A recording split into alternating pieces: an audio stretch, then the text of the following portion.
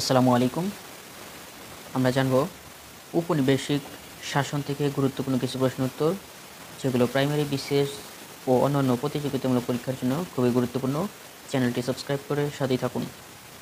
বাংলায় ইউরোপীয় বণিকদের মধ্যে কারা প্রথম এসেছিল? পর্তুগিজরা প্রথম এসেছিল। ইউরোপ থেকে সমুদ্রপথে ভারতবর্ষে আসার পথ আবিষ্কৃত হয় কত সালে?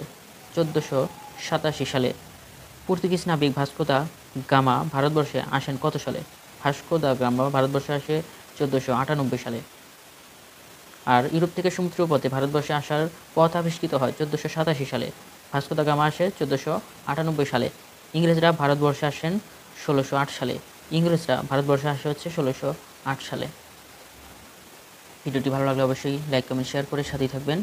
পর্তুগিজরা কবে বাংলায় ব্যবসা বাণিজ্য আরম্ভ করে? 1580 সালে পর্তুগিজরা বাংলায় ব্যবসা বাণিজ্য আরম্ভ করে। পর্তুগিজদের পর কারা বাণিজ্যের জন্য বাংলায় আসে? ওলন্দাজরা। কোন সালে ব্রিটিশ ইস্ট ইন্ডিয়া কোম্পানি গঠিত হয়? 1600 সালে ব্রিটিশ ইস্ট ইন্ডিয়া কোম্পানি গঠিত হয়।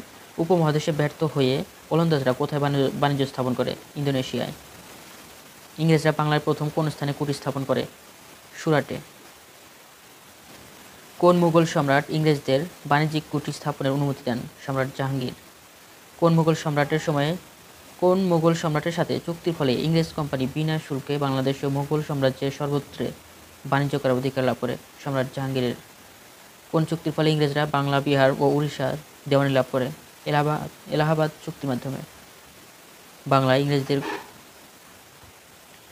কোন চুক্তির ফলে ইংরেজরা বাংলা, বিহার ও উড়িষ্যার দেওয়ানি লাভ করে? এলাহাবাদ চুক্তির মাধ্যমে।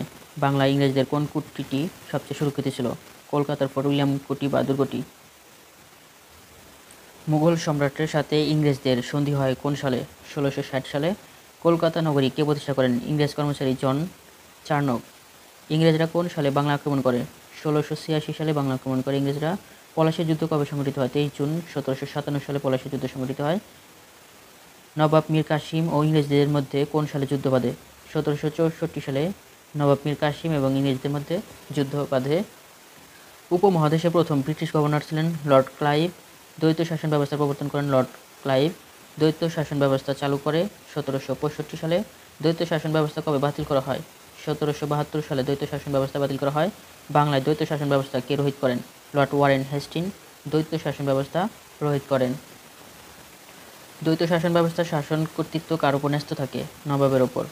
দ্বৈত শাসন ব্যবস্থায় শাসন রাজস্ব আদায়ের দায়িত্ব কার উপর ন্যস্ত হয়? লর্ড ক্লাইভের উপর। নিলাম সূত্রে কে জমি বন্দোবস্ত প্রথা চালু করেন? Lord Warren Hasting. চিরস্থায়ী ভূমি বন্দোবস্ত প্রথা প্রবর্তন করেন লর্ড কর্নওয়ালিস।